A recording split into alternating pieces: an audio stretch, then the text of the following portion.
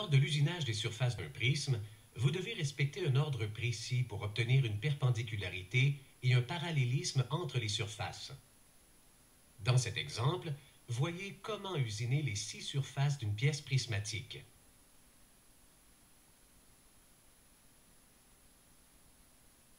Repérez d'abord la surface qui est adjacente à la plus grande surface et qui a la meilleure qualité géométrique en vue de servir de surface d'appui.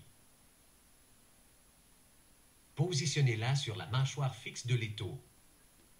Assurez-vous que la surface opposée à la surface de référence est bien appuyée. Si la surface opposée n'est pas droite, obtenez un bon appui en plaçant une tige cylindrique entre la mâchoire mobile et la pièce, à la mi-hauteur de la mâchoire fixe. Serrez l'étau.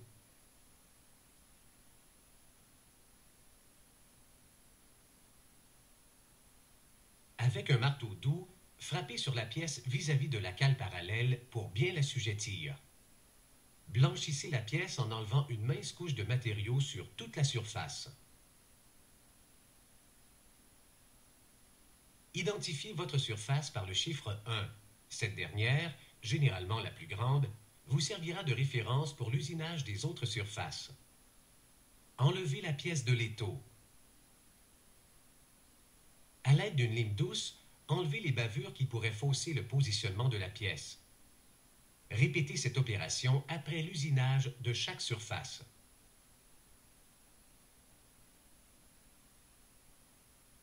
Appuyez la surface de référence numéro 1 sur la mâchoire fixe. Placez une tige cylindrique entre la mâchoire mobile et la pièce, à la mi-hauteur de la mâchoire, afin d'obtenir un bon appui de la surface 1 sur la mâchoire fixe. Effectuez le serrage. Frappez légèrement sur la pièce pour bien l'assujettir. Blanchissez la surface.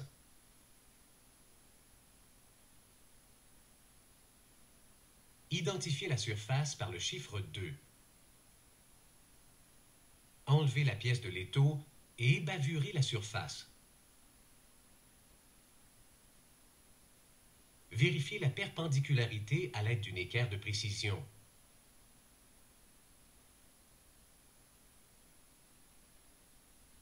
Retournez complètement la surface 2 et placez la surface de référence numéro 1 sur la mâchoire fixe. De nouveau, placez la tige cylindrique entre la pièce et la mâchoire mobile à mi-hauteur de la surface d'appui. Serrez la pièce. Frappez-la vis-à-vis de la cale parallèle.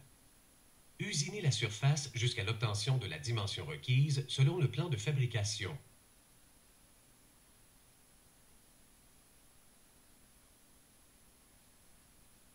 Identifiez la surface par le chiffre 3.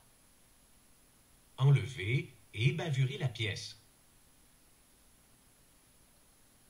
Vérifiez la perpendicularité entre les surfaces 3 et 1.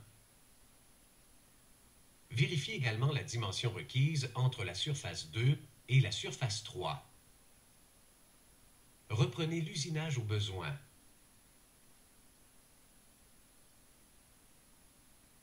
Appuyez la surface de référence sur des cales parallèles hautes en laissant une profondeur réduite de prise de l'étau d'environ 6 ou 7 mm.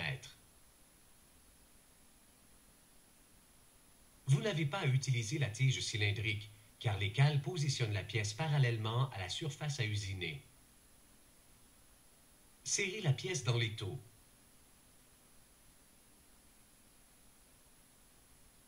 Frappez-la pour bien l'assujettir.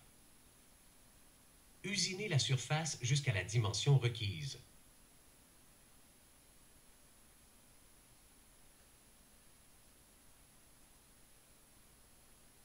Vérifiez la dimension et le parallélisme de la pièce en vous basant sur les 4 coins. Reprenez l'usinage au besoin. Identifiez la surface par le chiffre 4.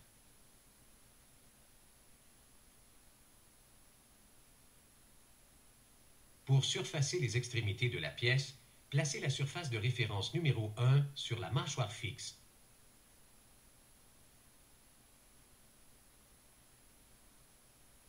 Serrez la pièce dans l'étau et surfacez-la. À l'aide d'un trait, marquez la perpendicularité entre le bout de la pièce et la surface 1. Faites pivoter la pièce de 180 degrés et tournez-la de façon à appuyer la surface 2 sur la mâchoire fixe. Cela permet d'assurer sa perpendicularité sans utiliser d'équerre. Usinez la surface de la pièce.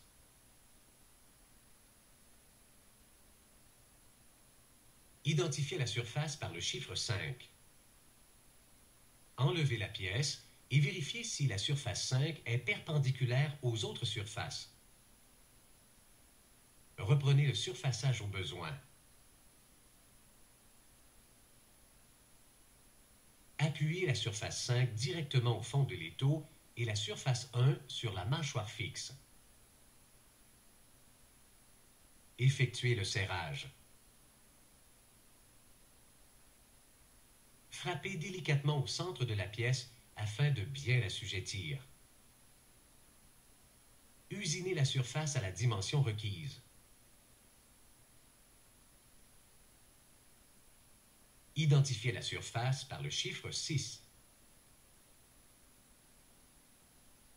Retirez la pièce de l'étau et ébavurez la surface.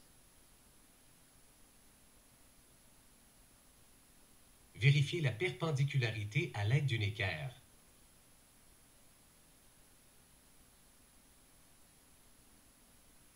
Assurez-vous que la surface ait la dimension requise. Reprenez le surfaçage au besoin.